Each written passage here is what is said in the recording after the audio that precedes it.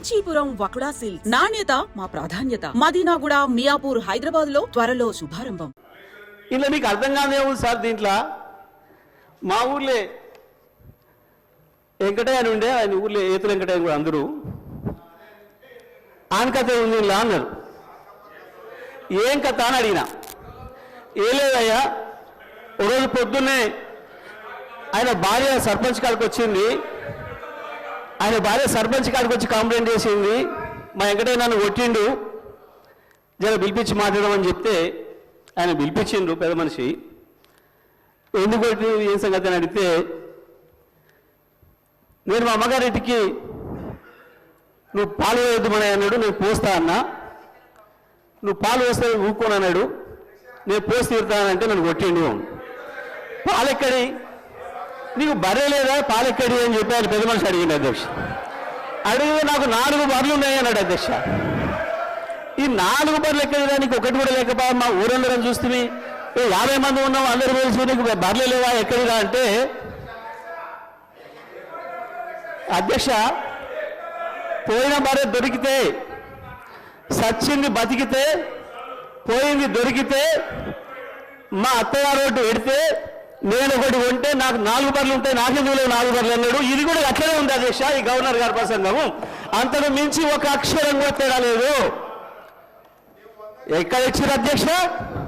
రైతులకు రుణమాఫీ చేసినారు, రైతు భరోసా ఇచ్చినారు, 12,000 రూపాయలు నా ఈజీఎస్ కార్మికులకు ఇచ్చినారు, 12,000 రూపాయలు నా ఆటో కార్మిక సోదరులకు ఇచ్చినారు, 2,500 రూపాయలు మా మహాలక్ష్మి అక్క చెల్లెలకు ఇచ్చినారు, రైతులకు బోనస్ ఇచ్చినారు, తోం బంగారం ఇచ్చినారు. ఏది ఇచ్చిన అధ్యక్ష? నా విద్యార్థి సోదరులకు స్కూటీలు ఇచ్చినారు అధ్యక్ష. 2 లక్షల ఉద్యోగాలు ఇచ్చి అధికారానికి వచ్చేటప్పటికి ఒక 10 లక్షల సార్లు దళితుని ముఖ్యమంత్రి చేయకపోతే నా మెడ మీద తల ఉన్నది అన్నాడు. నువ్వు ఇంప్లిమెంట్ చేసినావా? చేసినావా? ఆఖరి దళితుడికి 3 ఎకరాల భూమి ఇస్తా, బోరేస్తా, మోటార్ ఇస్తా, 1.5 ఎకరం ఉంటే 1.5 యాడ్ చేస్తా, ఆయన ధనవంతుని చేస్తాను. చేసినావా? చేయలే. 3వది, ఒక దళితుడు ప్రతిపక్ష నాయకుడు ఉంటే సంతలో పశువులాగా ఎమ్మెల్యేలు కొనుక్కొని ప్రతిపక్ష హోదా లేకుండా చేసి దళిత వ్యతిరేకం నిరూపించుకున్నావు. ఇకపోతే తగ్గించ ఇంటికో ఉద్యోగం, డబుల్ బెడ్రూమ్, నీ బిడ్డ అల్లుడు తేలమనుకుంటారు. నీ చెప్పబట్టవా?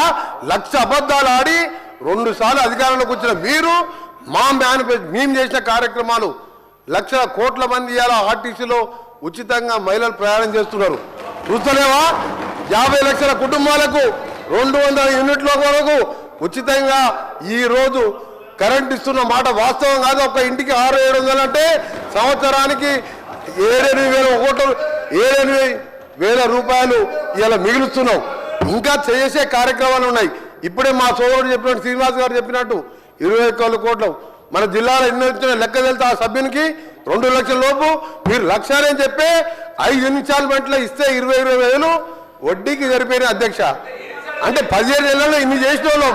మాకు ఇంకా 3-4 సంవత్సరాల సమయం ఉన్నది.